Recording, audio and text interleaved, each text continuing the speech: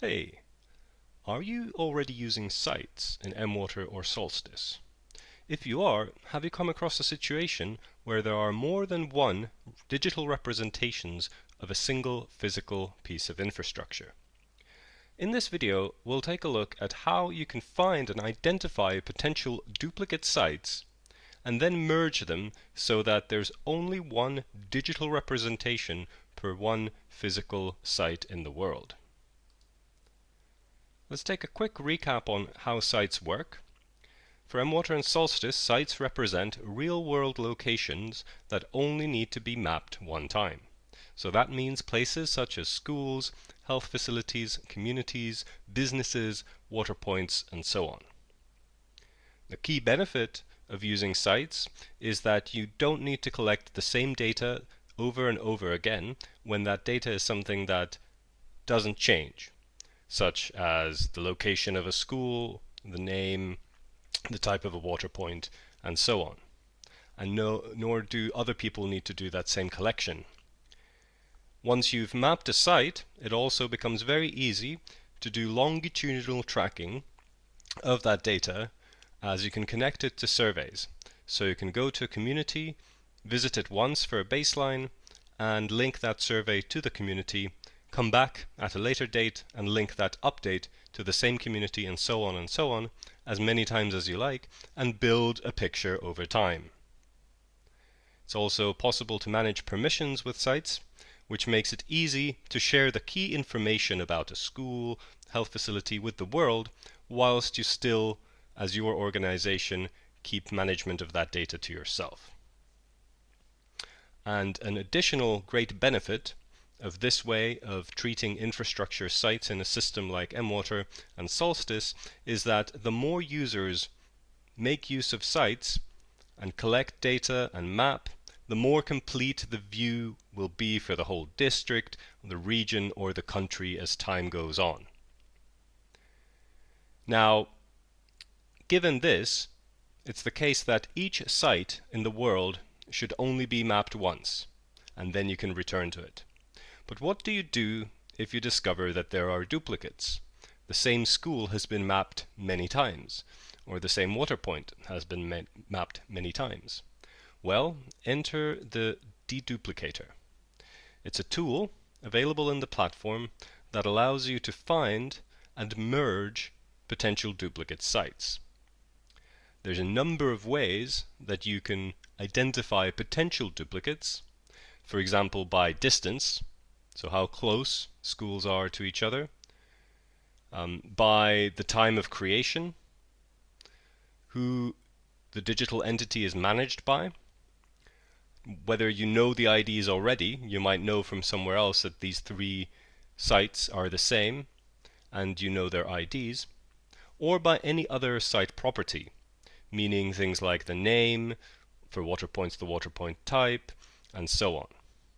Once you've identified potential duplicate sites, you can then choose one main one and merge any duplicates into that main site. This brings along any survey information from those duplicate sites into the main one and gets rid of the duplicates. So all the information is retained in the main site, and there are no confusing duplicates left. So let's take a look at how this works in the platform itself. I'll do it in mWater, but exactly the same steps apply for Solstice, our sector-neutral sister platform. I'm signed in, and I go to Manage at the top bar, and then to Sites, because it's sites we're dealing with. Now there's a subtle link here at the top bar of the Sites page that allows us to open the deduplicator. On the deduplicator page, there's links to instructions as well as an image showing you how it works. Let's take a look at that first. So, one site in any set of potential matches needs to be designated as the main site, where others can optionally be merged to. So if there's a duplicate site, you can say one site is the main site, one or more other sites are duplicates, and then once you merge, the data goes from the duplicate site to the main site, as mentioned. You can also mark sites as not duplicate. So they might be close to each other, but actually they're separate schools, let's say. And then the system will remember in that data set that those are not duplicates. And we'll see this in practice. Or you can choose to ignore a site and no action will be taken. Let's take a look at how you can set up the search to find potential duplicates. First of all, you need to select a site type from the options available in the system. In this example, I'll be talking through a deduplication of some school sites. We have the site type, we have managed by, meaning which user or group is managing this digital information in the system, such as the government organization or an NGO or an individual user. Who was it created by? Doesn't have to be set. When was it created on? In my example, I'm interested in school sites that were created this year. And in this case for all countries, but I could narrow it down to a country, to a district, and so on. Then, in the next section, we say how do we want to match it. The most common way to do it is by distance. The next option is to use properties. So the properties depend on the site type. And there's a lot of them. For example, the name, the description, administrative region, community, school type, things like that. So if I suspect that the same name has been used, I could use name as a property match. Or if I already know the mWater or Solstice IDs, I can use that here. Enter a comma separated list. In my example, I'm going to match by distance all the schools that are within 1,000 meters of each other. And there are two toggles finally before we use the Find Matches button. It asks me, do I want to see the non-duplicate sites? So sites that I have previously marked as not being duplicates. And should I see sites that I actually cannot edit? Because if I want to deduplicate things and sites and want to merge them, well, I need to have editing permission on those sites. So by default, I only get shown the duplicates that I can do something about. So, quick recap, I'm looking for schools managed by me, created this year within 1,000 meters. Let's see if there are any. Great, I'm getting some results. I'm getting two sets of data. So not two sites, but two groupings that match this criteria. So here we have three sites, three school sites, that are all within 1,000 meters of each other. At the top, we see the buttons we can press. What is a main site, what is a duplicate, and what is a not duplicate. How do I find that out? Well, I can read some of the properties of the sites here. So let's take a look. There's the name, there's the description, there's the school type, and there's the map, as well as the photo there above. So these are indeed quite close to each other. What can I determine here? I know that the school is roughly there. That makes sense. This is far away and this is on a railway track, so probably not so well mapped sites. And I see a photo here. That looks like the right school. This is a photo, but it's not of a school. Instead, something else.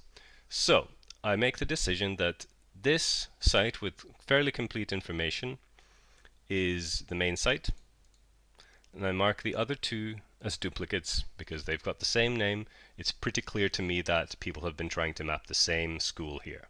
They're not different schools. And the site will tell you what's going to happen when you click the merge button. These sites will be merged into this one, and all surveys will be moved over, if any exist, for these sites.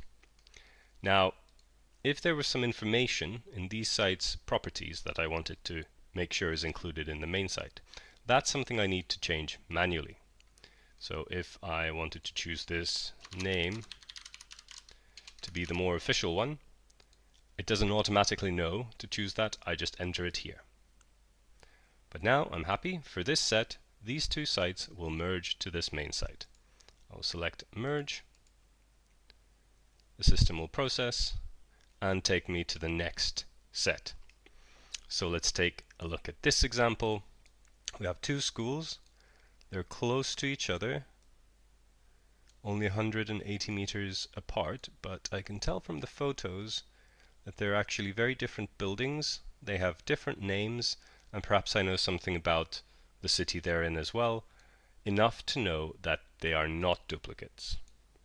So I can choose either one as the main site and the other one as non-duplicate, and the system will then understand for my data set that these are not duplicates, and I don't have to do anything about them. And there we go. So now I have deduplicated, gone through these two sets of potential duplicates and taken the actions I want. And that's the basic use of the deduplicator. So finally, let's have a quick recap of the key principles. So you can use the deduplicator as much as you like under Manage Sites on that top bar, and you can use it to find and merge these sites that represent the same physical infrastructure in the world, because one site should only be mapped once. There are many ways you can identify potential duplicates, like distance, as we used in our example, or the site ID, or any site properties such as the name, and so on. For each set of potential duplicates, you can mark the main one, and then any duplicate ones that need to be merged into that, or you can mark sites as not duplicate. If you do merge sites, well, any surveys that have been attached to the other sites will be brought over into the main site, and the duplicate sites will be removed, so only one will remain. However, note that you have to have permissions on the duplicate and main sites to be able to complete that merge. And that's it. You can connect with us on Facebook, Twitter, LinkedIn, and of course our YouTube channel to keep track of further guidance and features, as well as general news about mWater and Solstice. So thank you very much for watching. Please subscribe if you find this interesting, and have a good day.